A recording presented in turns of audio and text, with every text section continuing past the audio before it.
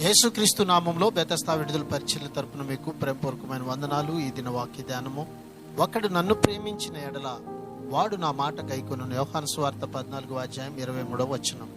ఇక్కడ మళ్ళీ యేసుక్రీస్తు ప్రభుల వారు విధేయతను గురించిన ప్రాముఖ్యతను నొక్కి చెప్పుచూ ఉన్నాడు. ఈ సత్యాన్ని ప్రభువు ఎంత ప్రధానమైనదిగా ఎంచాడన్న సంగతి ఆ ఒకే సమయంలో దీన్ని 3 సార్లు చెప్పడంలోనే అర్థమవుతుంది.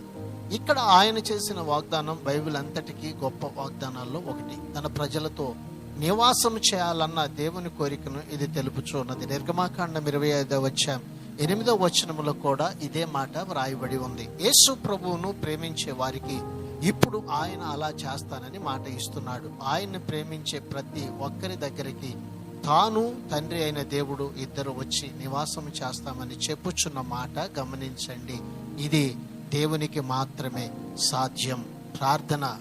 మమ్మల్ని మిక్కిలిగా ప్రేమించిన మా ప్రియ పరలోకపు తండ్రి యేసయ్య, మరొక నూతన దినాన్ని మాకు ఇచ్చినందుకు నీకు వందనాలు, స్తోత్రాలు చెల్లిస్తూ, మేము నీ ప్రేమ యందు స్థిరపరచబడిన వారమై నీ నామానికి మహిమకరంగా జీవించేటువంటి ధన్యత మా అందరికీ ఈ దినాన్ని దయచేయమని యేసు పరిశుద్ధ నామములో ప్రార్థించి అడిగి వేడుకుంటున్నాము తండ్రి.